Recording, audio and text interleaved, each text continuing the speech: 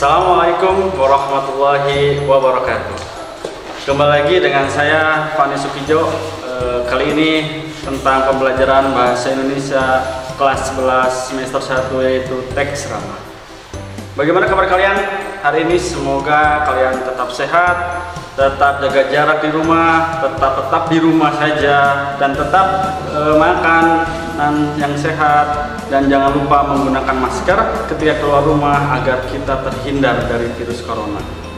Jagalah imun sebagai benteng kesehatan, jagalah kesehatan sebagai penunjang kecerdasan. Oke? Nah, sebelum ke pembelajaran selanjutnya, materi selanjutnya, kita ketahui dulu kompetensi dasar dan tujuan pembelajaran yang harus kalian capai. Nah, kompetensi dasar yang pertama yaitu menganalisis struktur dan kebahasaan dalam ceramah, kemudian mengonstruksi ceramah tentang permasalahan aktual dengan memperhatikan aspek kebahasaan dan menggunakan struktur yang tepat. Kemudian tujuan pembelajaran yang pertama, siswa harus mampu menentukan struktur dalam ceramah. Kemudian siswa mampu menemukan kaidah kebahasaan dalam ceramah, dan yang terakhir siswa mampu membuat teks ceramah dengan memperhatikan struktur dan kebahasaan dengan baik. Jadi itulah pembelajaran yang harus kalian capai pada materi teks ceramah. Kalian pernah mendengar istilah pidato, ceramah, khutbah, dan sambutan. Nah, keempat istilah ini memang memiliki persamaan dan juga memiliki perbedaan. Kita pertama dulu yaitu tentang persamaan. Keempat istilah ini, pidato, ceramah, khutbah, dan sambutan, sama-sama kegiatan berbicara di depan khalayak ramai atau di depan umum. Jadi keempatnya sama-sama berbicara di depan umum. Lalu perbedaannya apa? Nah, jikalau pidato itu bagaikan ibu dari ceramah, khutbah, dan sambutan. Kalian bayangkan ada lingkaran besar. Nah, lingkaran besarnya itu pidato. Nah, di dalam lingkaran besar itu ada ceramah, ada khutbah, dan juga ada sambutan. Nah, ceramah itu apa? Ceramah itu melakukan kegiatan berbicara di depan khalayak ramai dengan menyampaikan informasi, bisa berupa tentang pendidikan, kalau ceramah bisa tentang kesehatan, bisa tentang norma-norma. Nah, kemudian lalu khutbah bagaimana? Kalau khutbah itu lebih ke tema keagamaan yang biasanya dilakukan di tempat ibadah atau masjid. Nah, yang terakhir itu sambutan. Nah, sambutan itu biasanya terjadi ketika sebelum acara dimulai. Sambutan itu merupakan bagian dari susunan acara. Misalnya sambutan dari Kepala SMA Negeri 1 Mangunjaya, atau sambutan dari Ketua OSIS SMA Negeri 1 Mangunjaya, dan lain sebagainya. Nah, itulah perbedaan antara pidato, ceramah, khutbah, dan sambutan. Nah, kalian pernah mendengar ceramah di mana coba? Di rumah, di sekolah, atau di masjid? Tentunya kalian pernah diceramai oleh orang tua kalian. Nah, itu juga bisa dikatakan ceramah. Lalu ceramah itu apa? Ceramah merupakan kegiatan menyampaikan informasi di depan khalayak ramai tentang informasi pengetahuan dan lain sebagainya kepada audiens. Nah, kemudian di dalam materi kali ini akan membahas peta konsepnya dulu ya. Oke, kita ketahui dulu peta konsepnya agar kita tidak menyeleweng ke materi yang lain. Di dalam teks ceramah ada apa itu ceramah, kemudian ada strukturnya. Jadi teks ceramah itu ada strukturnya, kemudian ada kaidah kebahasaannya, dan yang terakhir cara menulis ceramah. Nah, ini peta konsep yang kali ini kita akan kupas secara tuntas. Oke, kita pertama dulu teks ceramah. Ceramah tadi sudah dijelaskan sebelumnya bahwa teks ceramah itu sebuah kegiatan berbicara di depan umum untuk menyampaikan informasi atau pengetahuan kepada audiens atau kepada penonton. Nah, dalam teks ceramah tentunya memiliki struktur pembangun. Seperti kalian mau membangun sebuah rumah, tentunya ada strukturnya. Kalau rumah ada pondasinya dulu, kemudian ada dinding, kemudian yang terakhir yaitu atap. Begitu pula di dalam teks ceramah ada bagian-bagian yang harus kalian ketahui strukturnya. Yang pertama yaitu pembukaan atau tesis. Apa itu pembukaan atau tesis? Nah, kita lihat. Nah, bahwa pembukaan atau tesis itu berisi biasanya berupa salam, bisa berupa ucapan syukur, sapa, ucapan salam. Nah, dan yang terpenting di dalam bagian struktur pembuka atau tesis itu mengutarakan gambaran umum tentang isi atau permasalahan yang akan dibahas di dalam ceramah tersebut. Misalnya tentang ceramah mencegah virus corona dengan hidup sehat. Nah, itu misal judulnya dalam ceramah itu. Struktur pembukanya bisa berupa COVID-19 adalah salah satu virus terbaru yang pertama kali ditemukan di Wuhan. Nah, jadi gambaran umum. Nah, untuk selanjutnya bisa berupa untuk mencegah dari penyebaran virus corona ada beberapa tahap-tahapan. Nah, seperti itu nanti barulah ke struktur yang kedua, yaitu struktur argumen atau isi. Nah, di sini berupa argumen pendapat-pendapat si penceramah tentang menjaga virus corona agar tidak terhindar dari virus corona. Walaupun pendapat-pendapat dari si penceramah disampaikan, harus ada fakta dan data. Fungsinya untuk apa? Tentunya itu sangat penting untuk meyakinkan audiens. Ketika kita berpendapat tentang bagaimana sih mencegah virus corona, tentunya harus ada fakta. Misalnya, sampai detik hari ini virus corona sudah menyebar ke beberapa negara, hampir ke seluruh negara di dunia ini, dan bahkan sudah sampai membuat manusia meninggal sekitar berjuta jiwa yang telah meninggal karena virus corona. Di situ pasti penonton atau audien yakin atau percaya bahwasanya kita harus mencegah dari virus corona. Kita harus lari dari virus corona, jangan diam. Kalau diam di rumah itu lebih bagus, jangan diam di kerumunan. Nah, oke, yang terakhir yaitu struktur terakhir. Kalau di dalam rumah itu atapnya sebagai pelindung. Nah, yang di dalam teks ceramah yaitu penutup. Penutup bisa kesimpulan atau bisa penegasan ulang. Nah, di situ penceramah memberikan keyakinan tentang apa yang ingin disampaikan kepada audiens. Jadi berfungsi untuk mensinkronkan antara apa yang disampaikan oleh si penceramah dengan apa yang dipahami oleh para audiens. Bisa juga berupa saran atau rekomendasi tentang permasalahan virus corona yang tadi. Untuk mencegah virus corona itu bagaimana selain menjaga daya tahan tubuh, tetap di rumah dan lain sebagainya, itu bisa berupa saran-saran atau rekomendasi seperti itu. Nah, di dalam teks ceramah juga ada ciri kebahasaan atau kaidah bahasa yang harus digunakan dalam teks ceramah. Jadi dalam teks-teks lain, misalnya teks cerpen, juga ada ciri khas bahasa yang digunakan. Kalau dalam teks cerpen jelas bahasanya bisa informal, bisa bahasa Jawa, bahasa Sunda, boleh dimasukkan karena ada kutipan-kutipan tersebut. Nah, di dalam teks ceramah kita lihat ada 5 kaidah bahasa teks ceramah. Yang pertama yaitu pronomina, kemudian kata teknis, kemudian ada kata sebab akibat, ada verba mental, dan juga ada kata persuasi. Nah, kita kupas yang pertama, pronomina. Kalian pernah mendengar istilah pronomina?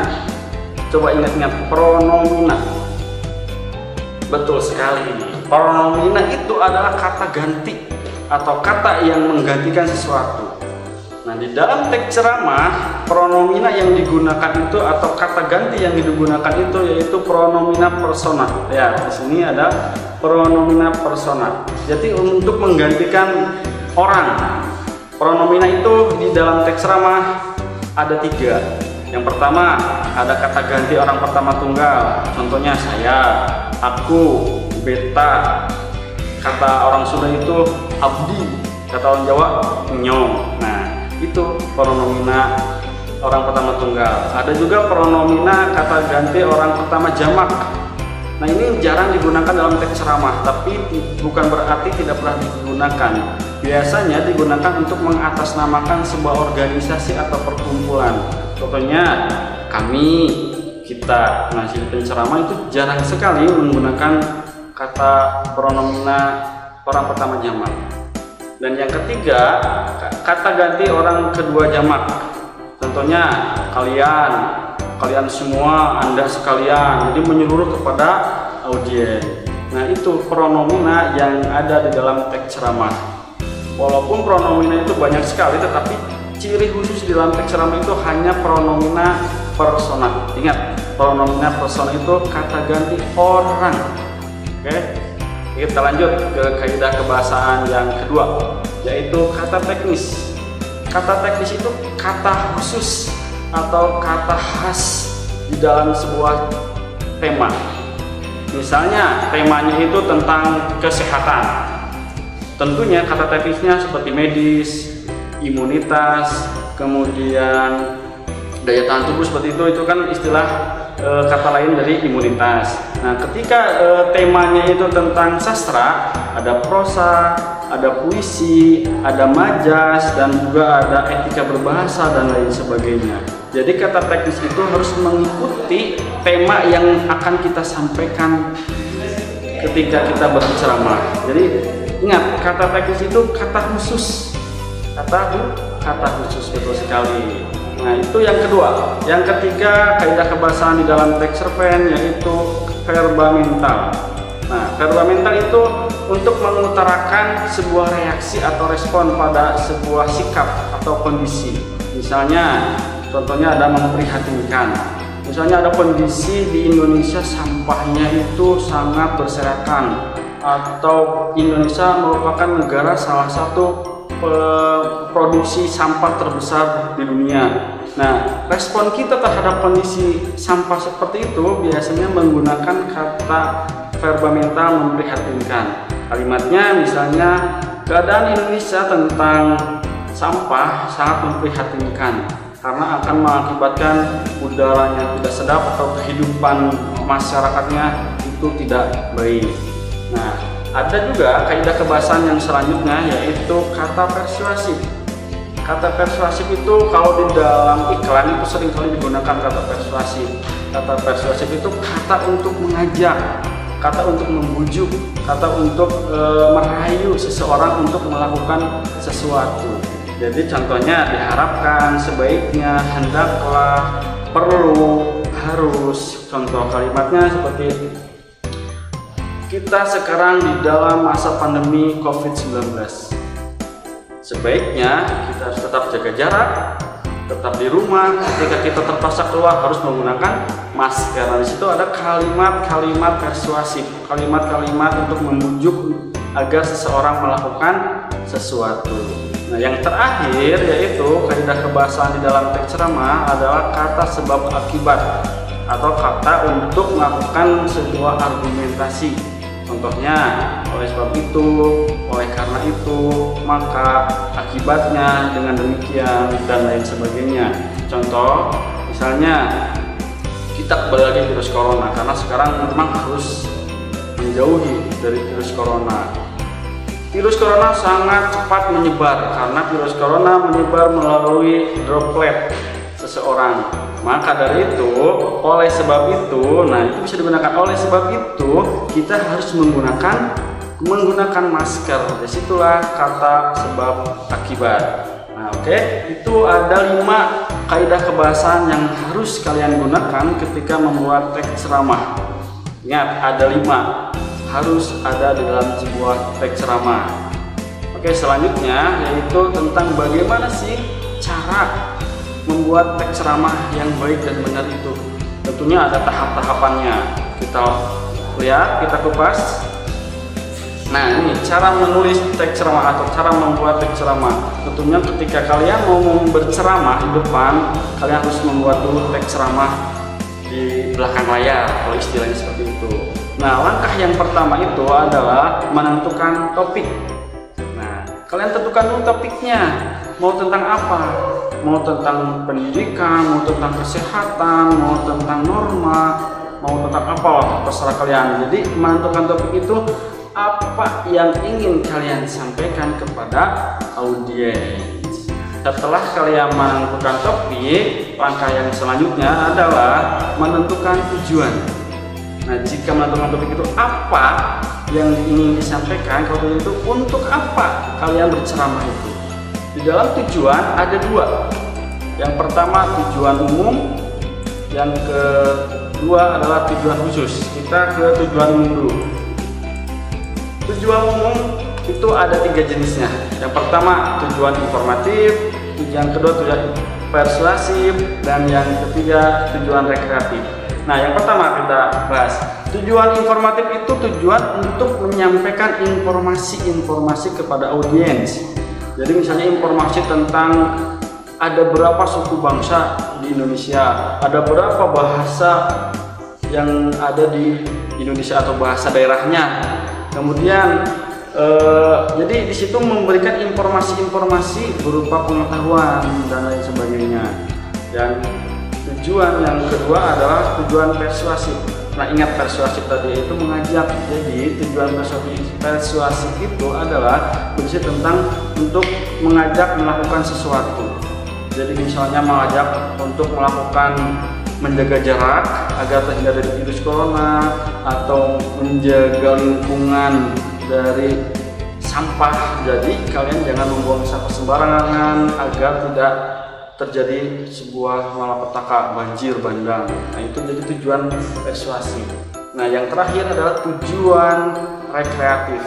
Nah, di sini kalian harus memiliki skill basic dasar untuk menghibur seseorang. Jadi tujuannya rekreatif, tentunya tujuannya itu membuat audiens tertawa. Kalian harus bisa mampu memberikan orang itu lucu terhadap apa yang kalian sampaikan. Jangan sampai kalian berceramah tujuannya rekreatif, tetapi audiens malah garing, tidak tertawa lepas, malah nanti timbullah ada suara jangkrik. Nah, seperti itu suara jangkriknya. Maka dari itu perlu keterampilan, kemampuan khusus. Atau bisa juga pertawanya itu tidak puas, seperti meledek. Nah, itu kan jelas sekali ketawanya itu garing, tidak renyah. Seperti ranginang itu renyah. Nah, itu harus renyah seperti itu ketika kalian berceramah tujuannya rekreatif. Nah, oke, yang kedua yaitu tujuan khusus. Tujuan khusus itu tujuan dari tujuan umum, khusus dari tujuan kecil dari tujuan umum. Kalau tujuannya memberikan informasi apa yang ingin kalian sampaikan mengenai tadi jumlah suku yang ada di Indonesia, jumlah bahasa daerah yang ada di Indonesia, atau tujuan persuasif, tujuan umumnya atau tujuan khususnya itu mengajak untuk menjaga lingkungan. Kemudian tujuan untuk menjaga terhindar dari virus corona, tetap menggunakan masker. Nah, itulah tujuan khusus, itu tujuan kecil dari tujuan umum kita berceramah. Oke, kalian pasti paham ini. Jangan lupa ada tujuan khusus dan tujuan umum. Langkah selanjutnya yaitu membuat kerangka ceramah. Bagi kalian yang belum pernah atau jarang sekali berceramah, kerangka ini sangat penting. Karena mengapa? Karena ketika kita berceramah di depan audiens, pasti ada salah satu bahasa atau informasi yang lupa. Mungkin karena nervous, atau karena kurang menguasai materi, atau karena blank lah. Kerangka itu penting. Tapi jika kalian sering berceramah, kerangka itu kurang kuat. Biasanya penulis langsung menuliskan inti-inti dari ceramah yang disampaikan. Nah, kerangka, kita membuat kerangka. Yang pertama pendahuluan.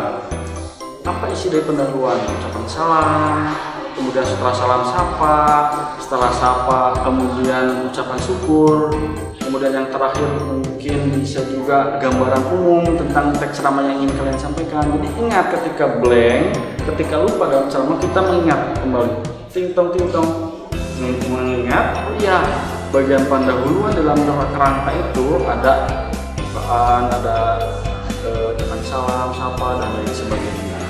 Nah, oke. Rangka yang selanjutnya yaitu menulis ceramah. Setelah kita membuat kerangka, kita lanjut menulis ceramah. Kalian harus pandai-pandai atau harus sering membaca dan mendengar sebuah ceramah. Berfungsi untuk apa? Karena menulis ceramah itu memerlukan kosakata yang lebih, memerlukan bahasa-bahasa yang lain. Jadi kalian harus pandai-pandai mendengarkan ceramah atau membaca. Itu akan sangat membantu kosakata kalian ketika kalian menulis. Ketika kalian menulis ceramah tentang kesehatan, kalian harus sering-sering membaca tentang kesehatan. Nanti kan ada ciri bahasa kata teknis, maka ada medis, ada imunitas, dan lain sebagainya. Setelah kita menulis, jangan langsung kita ceramah. Apakah ceramah kita sudah baik dan benar? Belum tentu. Kita harus, langkah yang terakhir menulis ceramah itu yaitu menyunting atau memperbaiki teks ceramah. Jadi kita harus memperbaiki dulu agar menjadi sebuah teks ceramah yang baik dan benar. Oke, ada langkah-langkah menyunting. Yang pertama yaitu siapkan dulu teks yang akan disunting. Tentu kalian misalnya mau menyunting, tidak disiapkan dulu teksnya atau tidak ada teksnya, kan tidak mungkin. Tentunya harus siapkan dulu teks ceramahnya yang akan disunting. Yang selanjutnya ada bahan pemandu. Nah, kalian harus punya bahan pemandu. Jikalau menyunting menjadi segi bahasa, tentunya kalian siapkan PUEBI, Pedoman Umum Ejaan Bahasa Indonesia, atau kamus atau buku sumber yang lainnya. Nah, kemudian yang ketiga yaitu cermati bahan suntingan. Kalian cari dulu mana yang memang salah atau kurang tepat. Bisa dari dua segi bahasa atau dari segi penyajian teks ceramah. Kalau dari segi bahasa tentunya pemandunya adalah kamus atau PUEBI.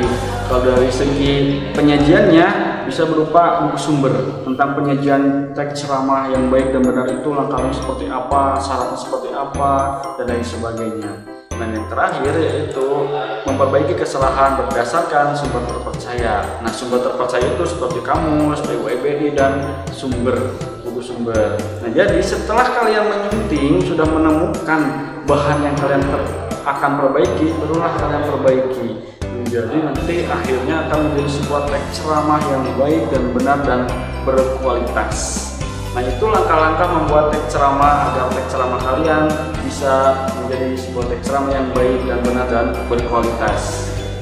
Jangan lupa langkah-langkahnya harus sistematis. Jangan kata orang Sunda itu cekap-cekclok, harus sistematis dari awal sampai akhir.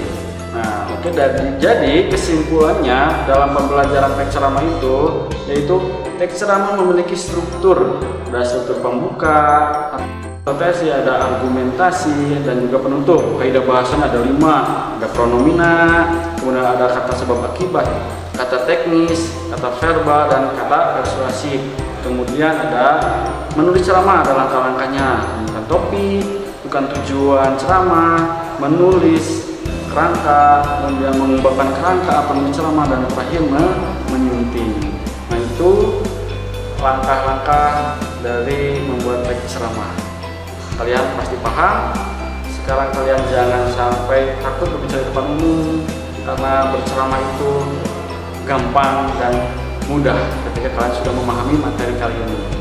Semoga kompetensi dasar ini bisa membuat kalian lebih memberikan wawasan tentang bagaimana menulis teks ceramah dan apa saja yang ada di dalam teks ceramah. Itu mungkin yang dapat disampaikan dalam video pembelajaran kali ini tentang teks ceramah. Jangan lupa tetap semangat belajar di rumah. Salam pejuang pendidikan, salam pejuang BDR. Saya akhiri, wassalamualaikum warahmatullahi wabarakatuh.